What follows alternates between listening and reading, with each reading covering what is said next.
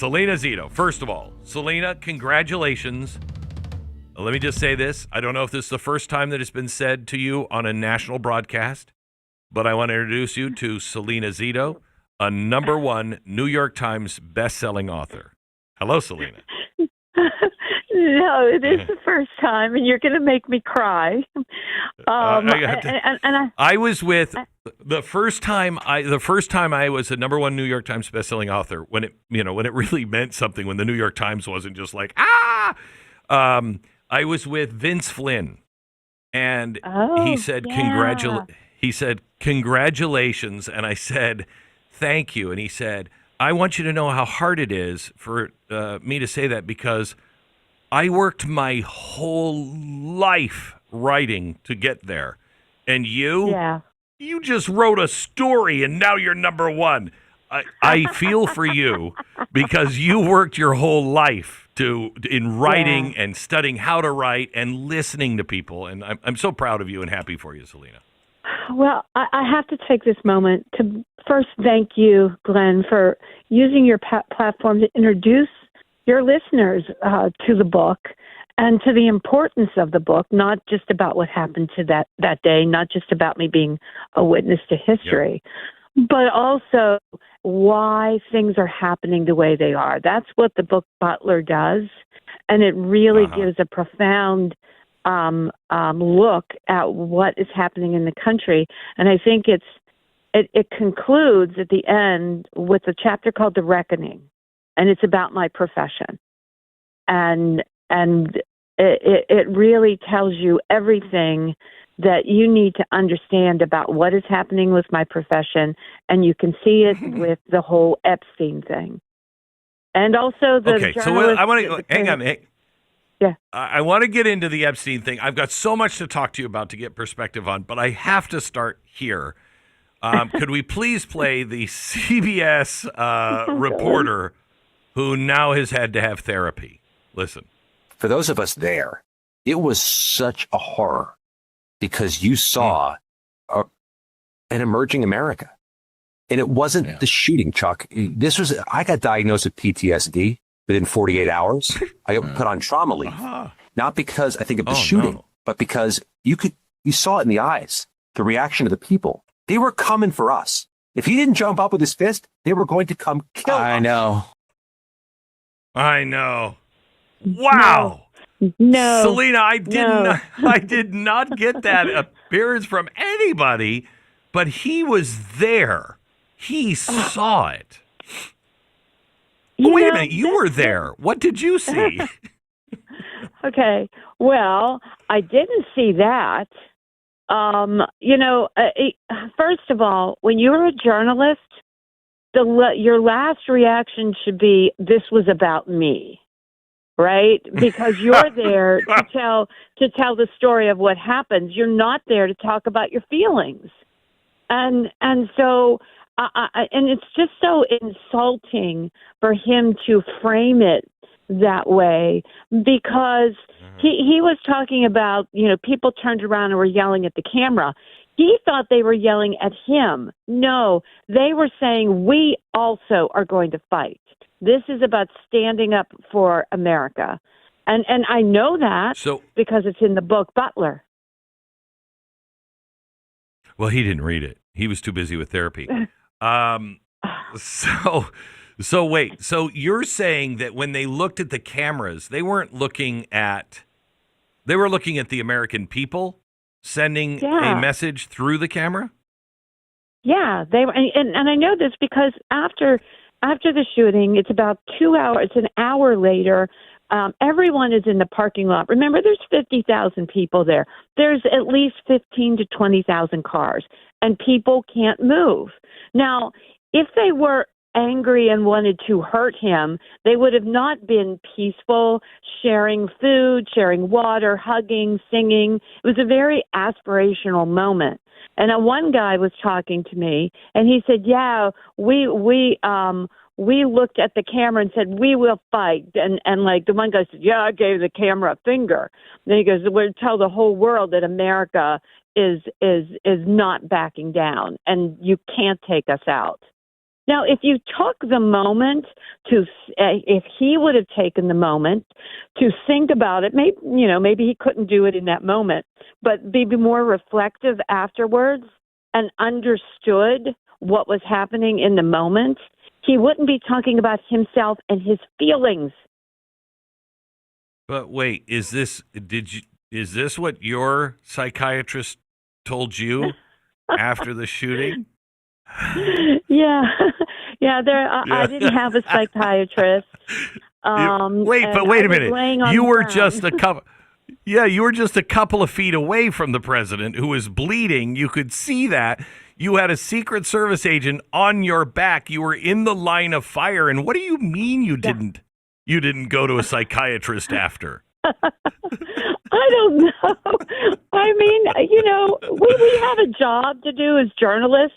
And, even though I cover politics and shooting isn't typically part of it, if you come up as a journalist, you cover cops, you cover things that happen all over a city or a region, you learn to completely detach and do your job. That's what you do as a journalist. That's your job. That's your function. You're supposed to deliver the news as it happens, and your feelings are not supposed to be part of it. Okay. Let me give you something different.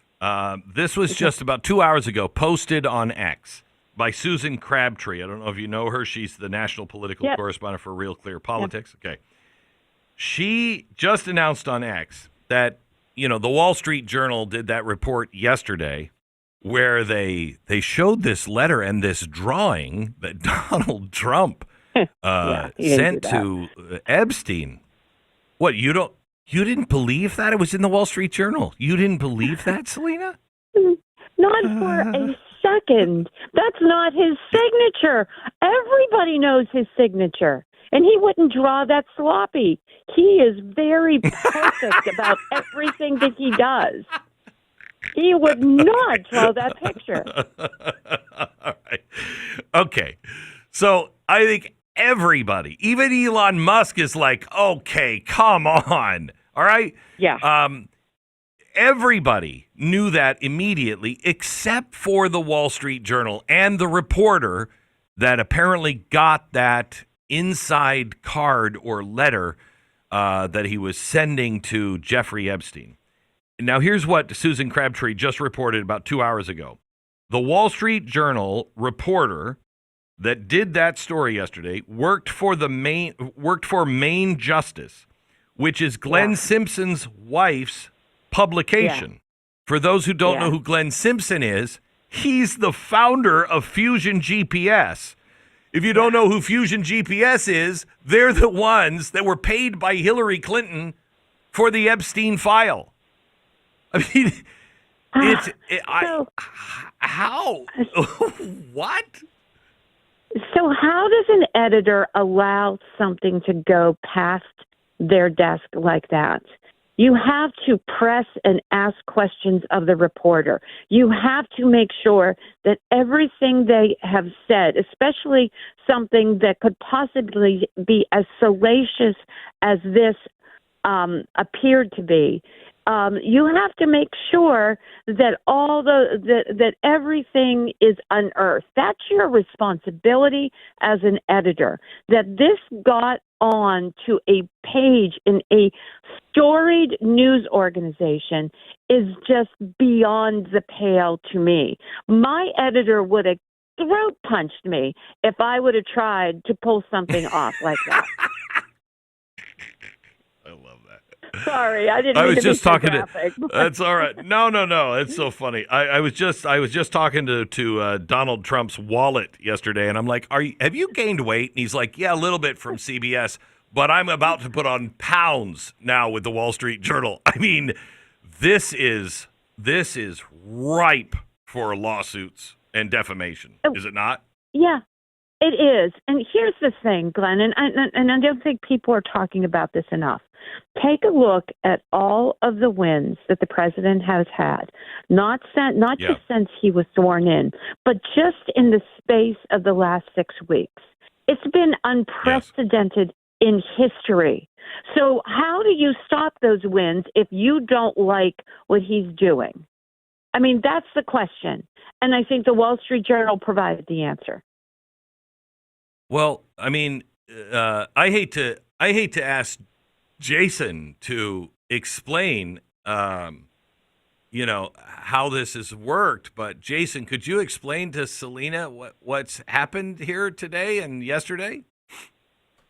Are you talking about your prediction? Is that where we're going to now? I don't. No, I don't. I don't know. Whatever it is you wanted. Selena, whatever it is you have. So, Selena, what happened was I'm Glenn Beck's writer and chief researcher, and we were going to do this amazing story on Wednesday and show where we were going to just talk about a whole bunch of Epstein stuff. But he throws it out at the last minute, which, trust me, has never happened to me before, ever. Like, Glenn's never done that to me. But yeah, he just throws it out, and he's like, I got this theory that I think that, one of the reasons Donald Trump is so pissed off and why he's naming Hillary Clinton and all those things in his posts is because maybe he's got inside information that they're about to start releasing information on that ties him in some way to this. Yeah, that's not true. That that he knows that this is coming and we're not seeing it. He knows it, and he's like, you guys cannot be this stupid. Now, I said on Wednesday, I don't know if this is true, but this is the only thing that makes sense to me. And look at what's happening, which also brings me to why they're ignoring the left. The Democrats have just let the left take over, and they're revolutionaries, and there's blood in the streets, or at least it's coming in buckets, I believe, if the Democrats don't start stepping up. And I said, I don't think they are. This is a few weeks ago. I don't think they are because they're afraid of their own supporters. I'm not sure that's true. After what we just saw with this letter in the Wall Street Journal and what is coming out of Real Clear investigations now about the conspiracy investigation that's going on, I think they're more afraid of jail than they are blood in the streets. I think they are desperate now to stop this any way they can because they know it's over. What do you think of that? Well, so the key word that you just said, Glenn, is desperate. And desperate people do desperate things. And we see that just when this story came out yesterday, I was driving home from D.C. and thanking Jesus for getting out of there. And I thought, this is so obvious.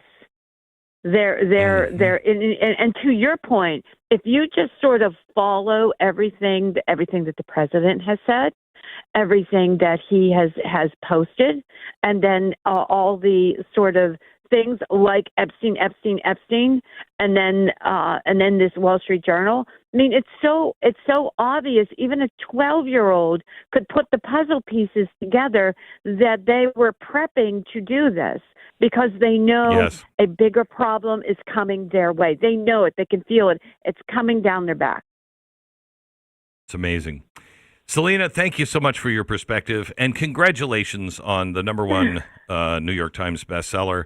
Salena Zito, the author of Butler, a must-read. If you want to understand not just what happened on that day, but understand where we're headed, what's happening in our country, what the press is missing. I mean, I swear to you, I wish people had an open enough mind that people who disagree with me would just read this book, because you would be able, if you had an open mind, you might be able to understand what people like me and others who are not revolutionaries, who don't want to round you up, who don't want any of the stuff that your side claims we want, you would begin to understand us.